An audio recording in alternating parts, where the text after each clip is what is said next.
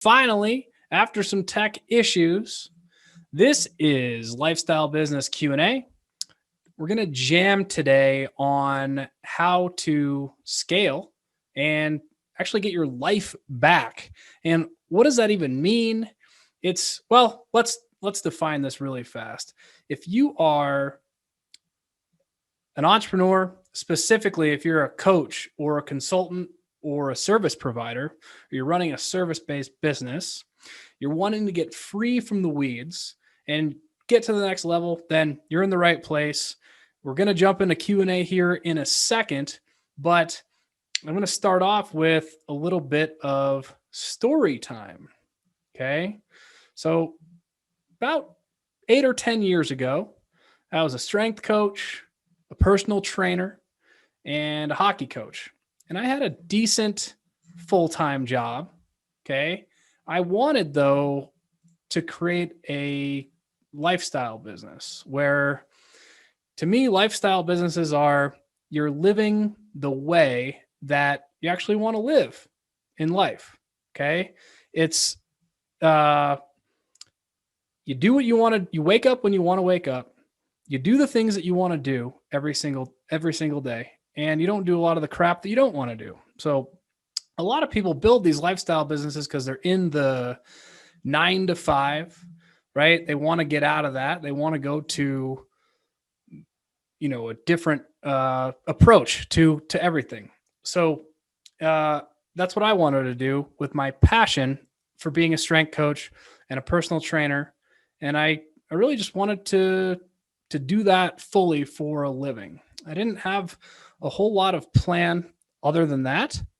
That was pretty much the plan.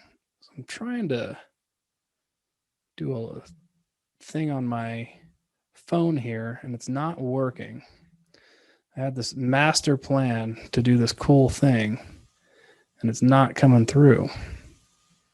So I guess it's not going to work. I'll go back to my story here in a second. Okay, so I wanted to make this lifestyle business, turn my passion into my income. I always had entrepreneurial DNA. Okay, I was the kid with the lemonade stand. I was selling candy out of my locker, so I knew I was in for business at some point in my life. I just didn't know what that thing was going to be. And being that I was really passionate about strength training and personal training, all this, opened a gym. Okay. As far as I had been told, right, I really did an amazing job, like with my clients, right? As far as all the experts at the time told me, do a great job for your clients and everything else will just take care of itself. Referrals will just come in and I could just run my business that way, right? And that's really, really wrong. If you're watching this, you probably know how wrong that is. But I knew a little bit about, business from what I had dabbled in the past, but I knew nothing about marketing, sales, creating an amazing client experience outside of my coaching, training and hiring and firing staff, actual systems, growth and scaling. I just kind of figured I would keep growing my physical location, right? If it keeps doubling in size, then it's going to work, right? Now, disclaimer, I'm not trying to brag. I was and I still am a really phenomenal coach. It's a natural gift. I've studied it a ton, different styles. It almost doesn't even matter the topic that I'm coaching. I have an ability to connect with people. So I've coached thousands of people successfully.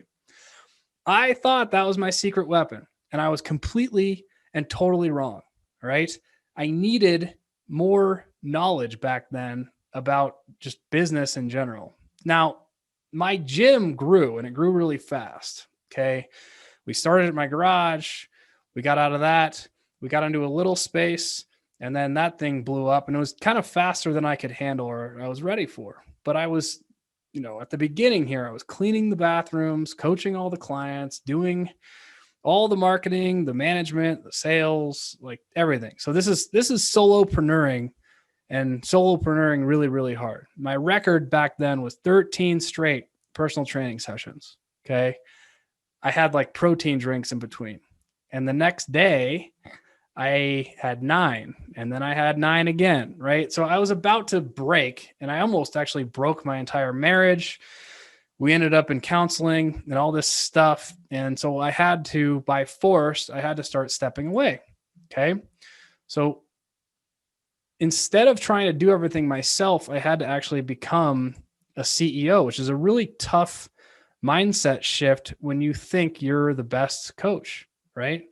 And what it really comes down to is you're stuck at that level being a superhero if you have that mindset. So it's time to let other people help the business. So, but I still had this sticking thing in my head that was, oh, but I'm the best coach and nobody else can do it better than me and they can't serve my clients. So easiest hires to make were janitorial, data entry, member management type of stuff, even dabbled in marketing agencies and sales. I even trained some of my coaches to do sales. And the last one was coaches. Now, at the beginning, I had massive turnover with the staff. Like they were leaving faster than I could hire them. And it was, I hear this question a lot now. There's just no good people out there. And that's not true. It was me. It was my fault. I was expecting a clone of myself and for them to just understand exactly what was in my head. And that was just unreasonable, completely unreasonable. So the next kind of thing that fell into place here that really sealed the deal was my twins, right? Finding out that they were on the way, I was kind of forced to leave my business and communicate with my staff just through Zoom and Slack. So it's not like it was unexpected. We knew that they were coming and had time to get it done. So tighten up my SOPs. But here's the important learning lesson that I wanted to talk about before I get into Q&A is I started accepting that other people were better at me in all the roles, even coaching. And it was 100% true. My coaches were better than I was at certain things. And then it finally clicked that was the path to freedom. And it's hiring and managing and leading your dream team. So if you take anything from this, just stop getting in your own head thinking that nobody else can do it better than you. They absolutely can. Okay. So I have a bunch of questions on my list here that were submitted to me earlier, and I'm going to start answering them, but I'm also looking at, I am like omnipresent right now. So I have like all these cameras going. So I don't know where you're watching me. Okay. Whether you're in my group or you're on the YouTubes or you're on my other pages, but I have like all this stuff, maybe even IG. Looks like I got one person on IG. Hello, Jake. What's up? So I'm going to start reading off these questions that came into my inbox earlier today. And then if you guys want to start throwing stuff in the chat, go ahead and I'll get to them no matter where you're watching this from. So, all right, I'm just going to take them in the order they were received, and it's going to flow pretty well here based on this order. So, number 1, which marketing course do you recommend? You guys are going to absolutely hate this answer. Okay. So I've done a few of these marketing courses. The most expensive one I took was 10 or 15K, literally. And you think that learning marketing is going to fix your problem, and it's not. Okay. If you don't have your messaging dialed in organically, meaning doing like this thing that I'm doing right now for free live and talking to potential clients and customers, there's no marketing system in the world that's going to work for you. So not only are you going to waste money on that course, but you're going to waste a lot of money in ad spend. Now, there are some really good courses on organic, and that's where I would start. But I am actually not going to recommend a course for you. I'm going to recommend that you do a bunch of lives like I'm doing right now, and you put out a bunch of content and you see what people end up asking you most about. Okay. What you get the most DMs from with what you put out into the universe is probably the way to go. Once you have that dialed in, then start dabbling in marketing. And, there's a million of them out there. So get into a course that resonates with you. But I don't even recommend necessarily getting courses anyway. It's better if you can find a person, a coach or a consultant who's kind of done it first and can show you the way. Because if you don't understand what I'm talking about with messaging, then somebody's got to hold your hand and walk you through the process, and then they can lead you to the end of that. But it's I saw a live earlier today even, and I can't remember who did it, but they talked about courses, and they talked about building your business like building a house. Okay, which I use this analogy all the time, so that's why I was like hooked on this live. But he was saying, if you were going to build a house, would you get a DIY course to do it for you? No, you would hire somebody to walk you through it. And if you're building it from the ground up, you'd probably get a general contractor. You're not going to do that all yourself either. So you probably need to hire a general contractor, AKA a business mentor or coach, to walk you through that step by step. That's where I would go with that. The next one's seemingly related. How much should I spend on Facebook ads? If you're way past the course part of this and you're into testing Facebook ads, you can do this as little as $5 a day. The sweet spot for me seems to be $25 to $50 a day for 3 to 7 days, and I can figure out if I have a winner or not. Next question. When should I hire a salesperson?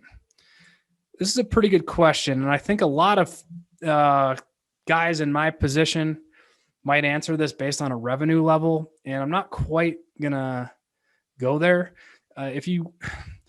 Some coaches would say you need to be doing $50K a month in order to get a salesperson, but this is an it depends question, which everybody hates.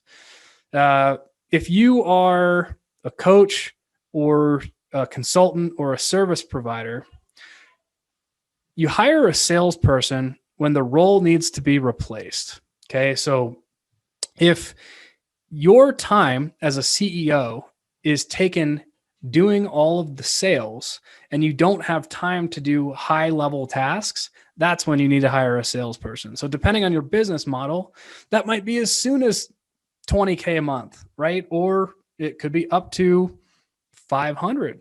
It just depends on your model and your strategy and all that kind of stuff. So if you want to DM me about this, I'd be happy to go into this further. Next question is, when should I hire a concierge? That's a very, very similar answer. And it also depends on your business model. If you're one-to-one, you don't really need a concierge necessarily. If you're one-to-many, you probably do. How many clients are you serving on a monthly basis? If you're in the service industry, if you want to relate this to my gym, that would be like a front desk person or a client services manager. If you're in this internet world of coaching and consulting, it is also your CSM or your client services manager, but concierge is the term that gets used a lot. You can hire them if you can get them to do, even if they're not 100% doing client services, if they can help you with some of the other lower value roles, even just social media responding to people, then you can hire one of those pretty quickly because it can be very, very part-time. Generally, salespeople, they can be part-time, but the better ones are going to want a more full-time commission-based position. The concierge is not going to be commission-based. It's going to be straight salary, but a lot of people might be willing to do it. Maybe it's just a mom that wants to do it part-time for, $600, $2K a month or something like that. So, okay. This question, I read this question earlier, and it's actually why I told the entire story before I started this live stream. And it's, I'm the only one who can coach. So how do I scale? So I told that story just for you, anonymous person, because I thought that was me. Okay. I thought that I was the only one that could coach. Right. And The only way to scale or get out of that is by finally admitting that there are people better than you that can do the role. Okay. And then you can rise up and you can actually coach them to take care of your clients the way that you want them to be taken care of.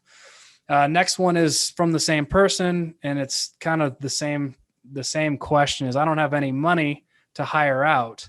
What should I do? You'd actually be really, really surprised at how soon you can hire out, especially if it's for small tasks. You can get a VA, especially a foreign VA. My first experimentation with foreign VAs were from India in 2015 or 16. I had no idea what I was doing, but it's actually a really good exercise in your management ability because you have to be very, very detailed in your instructions.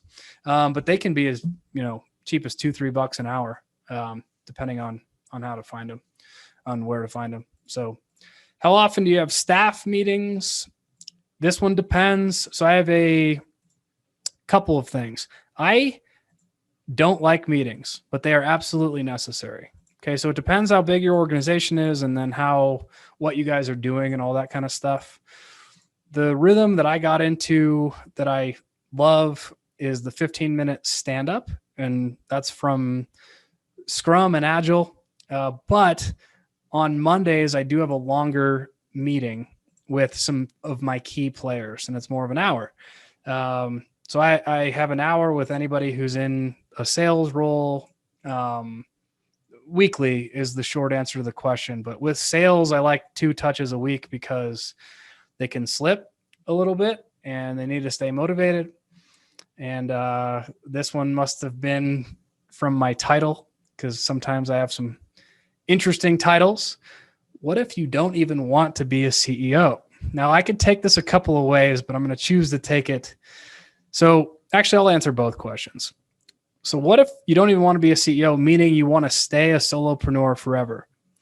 There's nothing wrong with that. Absolutely nothing wrong with it. The problem with it is you're trading away your time with your family, your time with friends, usually your personal health, right? Because you're not sleeping, you drink too much, you probably take drugs, right? There's a certain point where the stress and anxiety overtakes you, and you're literally working 5 a.m. to 9 p.m. in this role. If you want to grow, if you enjoy that, that's what it looks like on the other end.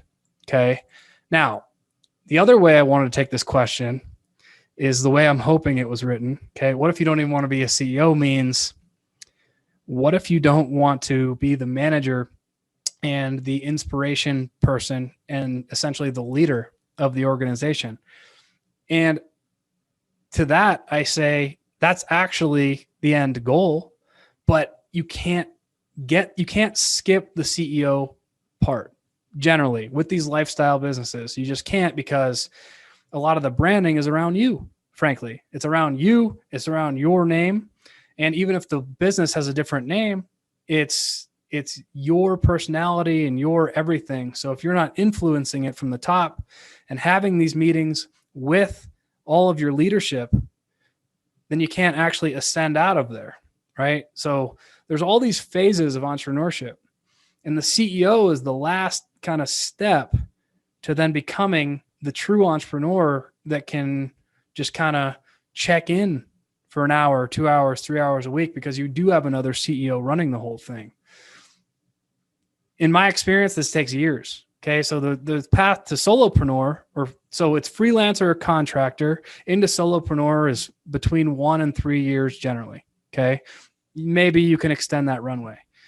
Then the next path is about 5 years and becoming a CEO, right? There's a lot of problems that you don't anticipate experiencing as a CEO role that you never had to deal with as a solopreneur. And I love the term new levels, new devils, but that's exactly it, right? And it's the same thing in athletics. If you guys came from an athletic background, you know that as you ascend, whether you're on a really good team and you're the best on the team, and then you ascend to the next level, then there's a whole new group of other competitors who are just as good as you are. So how are you going to stand out from the competition? It's the same thing as you're ascending in the revenue ladder, and the CEO ladder, and you're discovering that you're weak in different areas and you have to fix these holes. Olympic weightlifting, right? You guys know I have a big, used to coach that, and I used to, enjoy training it a lot. When you level up, you hit a new PR, you go out to a competition, and previously you were at this other level. Now you're at this new level with this new level of competition. Everybody else is just as good, if not better than you. So you either rise to the occasion and fix the holes, or you just stay where you were before and you never do get better, right? It's the exact same thing with this path to the business and being a CEO and getting beyond that. Okay, I'm starting to look at more questions here from the different feeds that I have going simultaneously. I got IG up. Doesn't look like any questions on IG. And that was a different live stream. Okay, if I don't have any more questions, I'm going to sign out. I was trying to keep this to 20 minutes anyway, so I guess I've done my job. Let me see here. I'm not seeing any more questions. Okay. If you guys end up watching this after the fact and you did have a question to ask and you wanted me to go deeper on it, just shoot me a DM. If you are in a spot where you're trying to get from solopreneur into CEO, I would love to do a call with you. Okay. Usually takes 15 minutes. See, it's like a diagnostic. Okay. See if I can even help you straight up in that 15 minutes. Absolutely no sales pitch unless you ask. So I hope everybody has a great rest of your day. I'm off to Nashville, Tennessee to meet up with my mastermind tomorrow morning. And I am pumped about that. I get to be in the same room with a lot of other people that are more advanced than me. Okay. Which gets me to level up. So anyway, hopefully some of that was valuable, and sorry for the tech issues at the very beginning. I will see you in a couple of days next time I go on the socials. Later.